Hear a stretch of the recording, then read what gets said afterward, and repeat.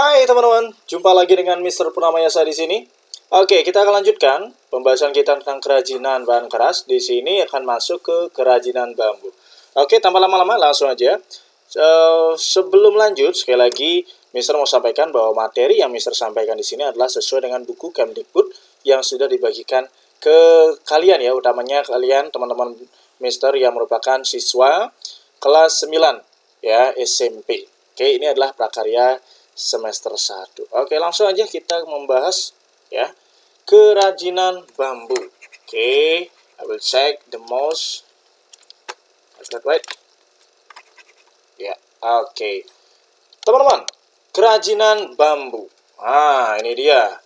Tanaman bambu sejak dahulu telah dibudidayakan di Indonesia, India, dan Bangladesh. Istilah lain untuk bambu adalah buluh, aur, atau eru. Ya, dalam bahasa Makassar, bambu disebut bulo. Ya, bukan bolu ya, bulo. Leluhur mereka sudah sejak lama ini memanfaatkan bambu ini sebagai bahan bangunan. Dalam istilah klasik suku Makassar, bahkan bambu sudah lama dikenal, teman-teman. Terbukti dengan prinsip mereka diambil dari kata bambu, yakni abulo sibatang, artinya berbatang bambu. Dan maknanya adalah persatuan. Oke, jadi tumbuhan yang ada di sekitar itu dijadikan sebuah ya pepatah yang memiliki makna untuk kebaikan tentunya ya. Oke, bambu, oke teman-teman, merupakan sumber bahan bangunan yang dapat diperbarui dan banyak tersedia di Indonesia. Dari sekitar 1.500 spesies bambu di dunia, teman-teman, 125 spesies asli tumbuh di Indonesia. Orang-orang sudah lama memanfaatkan bambu untuk bangunan rumah, perabotan, alat perbaikan, alat pertanian ya, kerajinan, alat musik, dan makanan. Namun, dari dulu hingga saat ini, bambu belum menjadi prioritas pengembangan dalam pembangunan Indonesia dan masih dilihat sebagai bahan milik kaum ekonomi lemah yang cepat rusak. Oke, kebanyakan kalau bangunan sekarang kan ya mau kita lihat itu pakai beton dia, ya. Oke. Nah, ini Ibu Mister masuk ini ya. Oke, kita lanjutkan. Wait. Cek mus dulu ya, biar aman nih. Ini kok nggak nyambung ya? Iya. Nah, kita masuk. Bambu, teman-teman, yang dipanen dengan benar dan diawetkan merupakan bahan yang kuat, fleksibel, dan murah yang dapat dijadikan bahan alternatif pengganti kayu yang kian langka dan mahal. Bambu dapat dijadikan berbagai produk kerajinan yang bernilai estetis dan ekonomi tinggi. Di antara jenis bambu tersebut adalah bambu andong, bambu ater, bambu tali, bambu talang, bambu tutul, bambu cendani, bambu cengkoreh, dan sebagainya. Masyarakat Indonesia telah menggunakan bambu untuk berbagai kebutuhan. Mulai dari yang paling sederhana nih teman-teman, tempat jemur baju, bener banget ya, tikar, hingga produk anyaman yang rumit. Oke. Nah, teman-teman, sampai saat ini bambu masih digunakan untuk keperluan tersebut. Sejak adanya kerjasama para desainer-desainer muda yang mengembangkan mutu produk dari bambu, kini produk kerajinan bambu tampil dengan desain yang berkualitas dan artistik. Sehingga kini banyak digunakan di hotel-hotel berbintang, cottage, spa, butik, bank, toko, serta interior bangunan modern. Ya. Nah, teman-teman, saat ini, Tasikmalaya sebagai salah satu kota penghasil bambu terbesar di Jawa Barat. Ya, Tasikmalaya, telah menjadi salah satu sentra perajin-perajin bambu. Beberapa produk yang telah dihasilkan sangat beragam, teman-teman. Dari peralatan dapur, peralatan makanan, mebel, hingga ke elemen estetis dalam interior.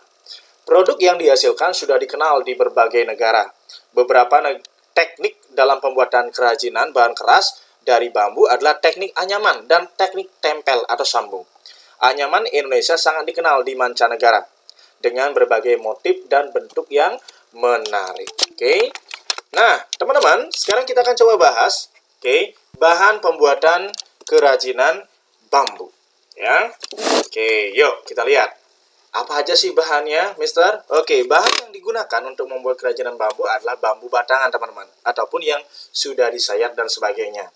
Adapun beberapa jenis tanaman bambu yang dapat dijadikan produk kerajinan adalah bambu andong, bambu tali, bambu ater, bambu talang, bambu tutul, bambu cendani, bambu cengkoreh, dan lainnya. Jenis tanaman nih bambu yang ada di daerah teman-teman nih apa sih? Ya, bambu apa ya yang ada di daerah teman-teman? Oke. Nah, apa aja bahannya? Kita bisa lihat di sini. Ada aneka bambu. Oke, jadi bisa disesuaikan sesuai kebutuhan atau sesuai dengan keadaan. Kebutuhan artinya kalian memang perlu bambu jenis apa. Kalau keadaan ya sesuai dengan keadaan lingkungan, adanya bambu apa ya itu aja digunain ya. Lalu ada pewarna politur ya. Oke, lalu ada lem kayu dan juga yang terakhir adalah paku tentunya ya. Alat pembuatan kerajinan bambu.